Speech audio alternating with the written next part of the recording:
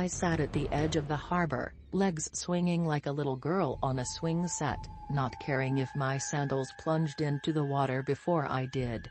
In my left hand, I held a frog-shaped purse my sister had crocheted for me for a long ago birthday gift.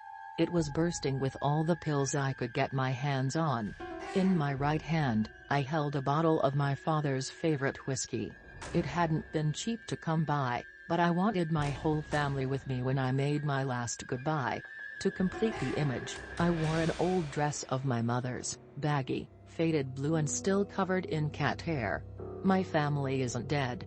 I just don't have much to say to them. You can probably begin to guess why I went to that harbor. The lights of distant boats shimmered like stars across black water. Even now, a few elders still wandered around, walking dogs or practicing Tai Chi. Seems like time loses all meaning once you hit your 70s. I must have been older than I thought then, because time lost all meaning for me long ago. As did love, and care, and compassion, and the hundreds of other small joys that turn an existence into a life worth living. I thought I would cry. I didn't. I thought I would leave a note. Who'd read it? My mother, scanning the post over her morning breakfast, bills, junk mail, a Christmas card, and your youngest is gone. My father, too busy to say hello or ask how's your day or hold any kind of conversation, let alone start reading the woes of my heart. And my sister? I just didn't want to put Millie through it, despite everything. The pills winked in the frog's pursed mouth like so many white teeth. The whiskey shimmered in the light cast from the moon. My mother's old dress smelled faintly of rose perfume and our old cat Moxie in the breeze. Recalling the last conversation with my mother. It was done over text, as usual.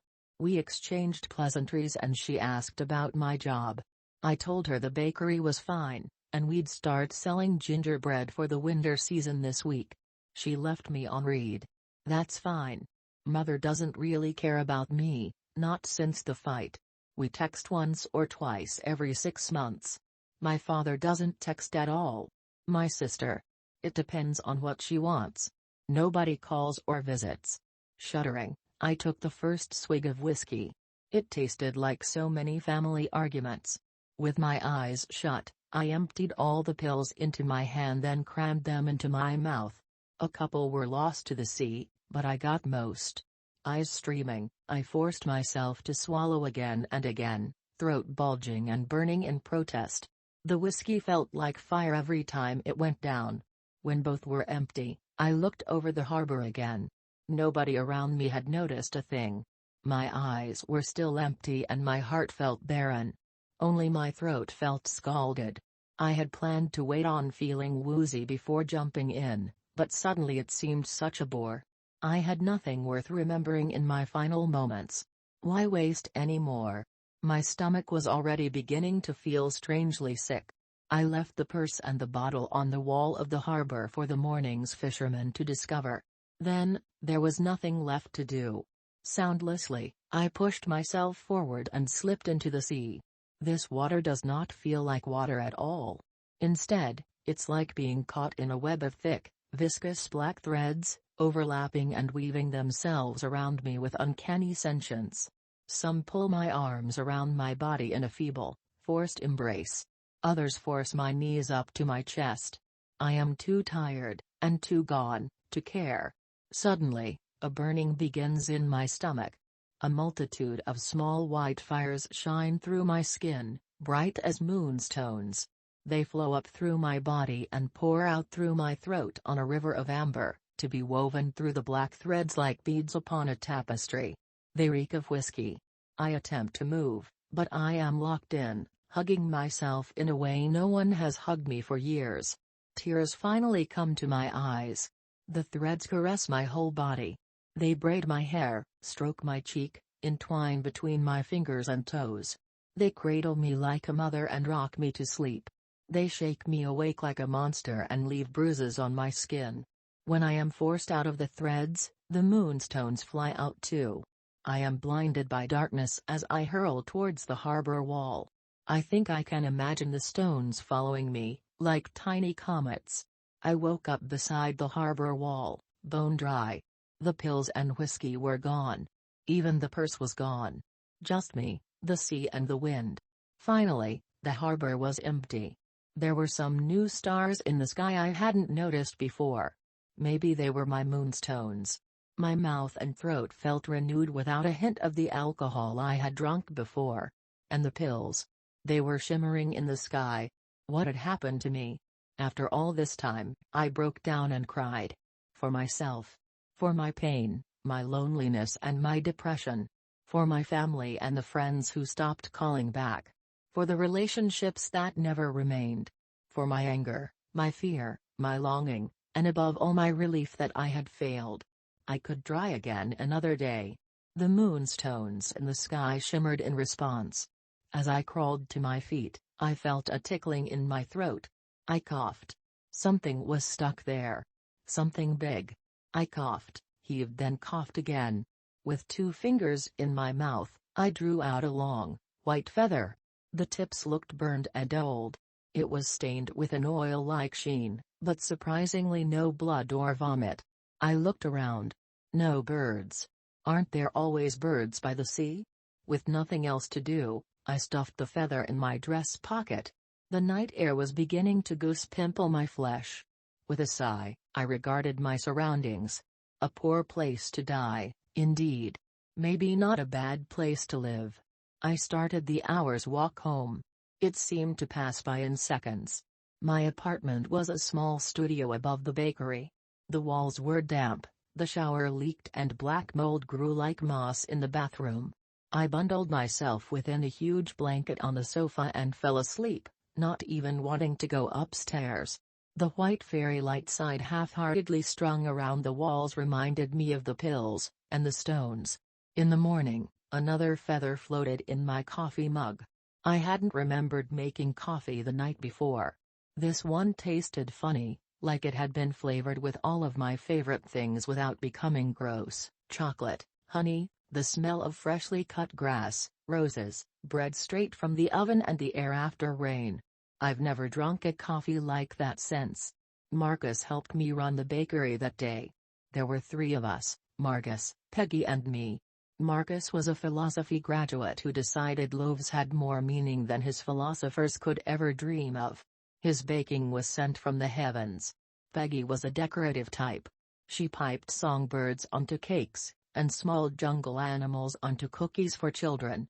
Always animals, she refused everything else. And me? I did a bit of everything. Nobody could have accused Miss Sophie from the bakery of being a lazy good-for-nothing, except my family, of course. Today was a gingerbread day. I spent the whole day carefully constructing the first gingerbread house of the season. It has candy canes, piped lattice roofs, lollipop trees and a door made from the reddest sweet with the best shine. It sold within the hour. Marcus was the one who brought me the feather. Hey, Sophie. Look what I found in the oven. Reckon we baked someone's bird one time? His eyes widened when I snatched it away. Murmuring apologies, I inspected it closely. Same grime. Same oily sheen. Same size, even. 3 feathers, from a bird who seemed to be some sort of ghost. I pocketed it, of course. When ghosts leave you something, you listen. Why are you always moping around? You need to get a grip. There's nothing to be sad about. I'll be damned if I let you shame me into sending you to this doctor your school mentioned. It's all in your head, you hear me? God, your sister was never like this. Everyone at school says my little sister is a cutter. You're embarrassing me again. Is it true? I don't want to be Millie with the mad sister. What's wrong with you, Soph? Have you gone mad? The bedroom was always the best place to cut. Dodgy blood stains on duvets could be put down to irregular periods, and I preferred to feel release in the comfort of blankets over the sterile, over-bleached bathroom we all shared.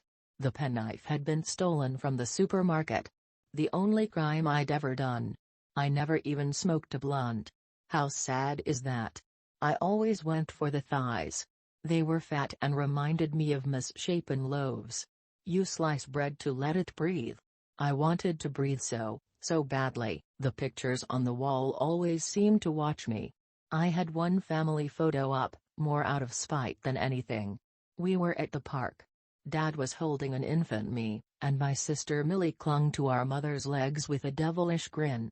The autumn leaves complemented the brown sheen of all our hair and the bright orange of our matching knitted hats and scarves. I smiled like a little girl with no idea what the world was like.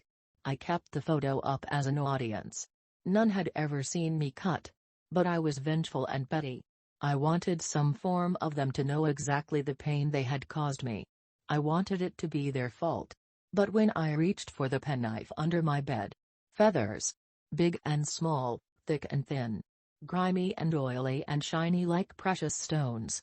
Some glittered, this time, while others groaned with dirt. Enough to clad a bird, if it were small enough. I rummaged through them, but my knife was nowhere to be found. I even groaned aloud. I only cut with that knife. Never a razor nor a kitchen knife. It was my nightly ritual. How could I cut myself with feathers? When I grumpily drifted off to sleep, I dreamed of 1,000 loaves, slit from top to bottom. Emma Paxby and Julia Thorne said they saw blood on your legs in PE class. What the fug, Sophie? If you think life is hard now, you'll be in for a shock when you grow up. You're barely a teenager, but you still act like a child. Just grow up. Don't think we want a miserable ghost lingering around the house. You'll be out at 18 if you keep this up. Medicine is made to keep you going back for more. I'll be damned if I put you on pills. Did I raise an addict? Sophie, you're a fucking disgrace. Even the teachers think you're a weirdo. Henry from your year heard them talking about how fucked up you are. Do you want me to give you a reason to cry like that? Come on then. I'll give you one. I closed the bakery for the day. Honestly, I felt like crawling into an oven. Every moment made me feel like a marionette, being forced into motion by a cruel and careless puppeteer. I wanted to sleep for 1,000 years, then wake up and gaze emptily at the whole world for 1,000 more. That's when it appeared. It was geometrical in shape, a dozen octagons intersecting each other and spinning like those fidget toys that had been popular a few years back. It was covered in eyes, wings, fire and feathers. So many feathers. Oily and greasy and grimy. The eyes were bloodshot and too narrow in some places, yet too wide in others. The fire burned without heat. I am here to help you. What? I had just put the kettle on. The being appeared right as I clicked the button. In my half-awake state, I wondered if it wanted a cup of tea. Then my panic kicked in. I screamed, running backwards across my apartment. Tripping over a pair of shoes, I fell backwards, but was suspended in midair before I could hit the floor. The being flew closer. I saw it had mouths, too. Tiny ones, smeared with a thick red substance, filled tiny triangular teeth. Sophie, I want to help you. Your sadness is your world. This should not be the case. I tried not to vomit from the stench emanating from its many mouths. Like garbage and rotten fruit, all at once. What are you? I cringed, expecting to feel teeth on my flesh. If a monster could sigh, it did. I am not like you. Well, yes. I am not like you. I see the world differently. Your life will be beautiful. Your life will have soft colors and many small loves. Some big, too. You need to see the doctor. You need to get help. And that was the scariest thing any monster could have said to me. I did vomit that time, all over myself and the floor. Thank God for linoleum. My head was spinning and pounding with fear. Never trust monsters. The vampire, the witch, the werewolf, the skinwalker, the doctor. They never wanted what was good in the end. I want what is best for you. Just what my mother said, when she slapped me for crying too much. I am not your mother. Thank God for that. I was crying freely now. For all my quick sayings, I really thought I was about to die. And that's dumb because I wanted to die, right? But choice is a funny thing.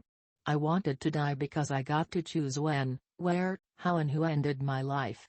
That night at the harbor seemed beautiful at first. In my kitchen, soaked in my own vomit, did not. My whole body trembled in fear. The creature's eyes and mouths were forever opening and closing. I saw one eye that looked panicked, bloodshot and dark brown, just like mine. "Why are you doing this to me?" My voice cracked over and over. "I want you to be happy." "Why? I have seen you. And? You deserve to be happy. You have the wrong Sophie. Just kill me and stop playing around." Bile rose in my throat as the monster sighed from all its mouths at once. The eye that looked like mine met my gaze dead on. It had tears, inky black, flowing freely into its feathers. "The world has made you sad. It is your job to make you happy. It will be hard. It will hurt you. But it will be worth it. Trust me." "Why?" "Because I am not like you." In spite of everything, that seemed fair enough. I showered, brushed my teeth and put on my best dress. The nearest doctor was a 10-minute walk away. Had I really avoided them for so long because of my parents? The doctor was sympathetic. He gave me a packet of pills and a promise to see me next week. I left his clinic shaking, but smiling. The sun warmed the back on my neck and the skin of my arms. I felt itchy, but pleasantly so, as though with each pill, feathers would erupt from my skin and I could fly away from my trauma. The being was waiting for me at home. "It will take a long time. I know. I have all the time in the world." "That is good to hear." Then, the monster seemed to pulsate. Its wings and fire grew larger. Its mouths extended into gaping maws, while its eyes shrank to pinpricks. I cried out. After all, it was here to kill me. Never trust a monster. "Do you want revenge?" "Huh?" I choked. I wanted to throw up again. Fear kept me rooted to the spot. "Should I avenge you? The ones WHO hurt you live on." The being opened its mouths. In one, I saw my mother washing the dishes. She looked older now, and more tired. Her hair had streaks of gray I had never seen. The plate in her hand was the good china. Looks like I hadn't been invited to another party. In another, I saw my father. He lay across the sofa, drinking his familiar whiskey. Sports droned on the television set. Nothing more of note was happening. No emotions were on his face. Millie was in her bedroom, singing. Her hair had been permed into beautiful curls. She was tanned, a recent holiday, and had a diamond engagement ring on her finger. I had never known. The sunlight danced in her dark eyes, so much like mine. The being closed its mouths. I almost asked it to stop before it ate them whole. "Do you want revenge?" I thought, and thought, and thought. What would a healthy Sophie say, one with good dishes and good alcohol and a ring on her finger? "Just a little, please. But don't kill them." It is done. The being vanished. If the being got revenge, I never heard about it. I'm the outcast, remember? But I like to think it did something, however petty it may seem. A lifetime of abuse is hard to forget. I still feel sickly fear whenever I think of the being. But I listen to the doctor now. I take pills. I see a therapist once a week. I'm slowly stopping cutting.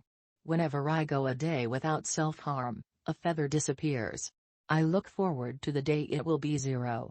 Whatever the being is, I think we have more in common than we realize then. But I still don't realize why it helped me. But I am glad that it did.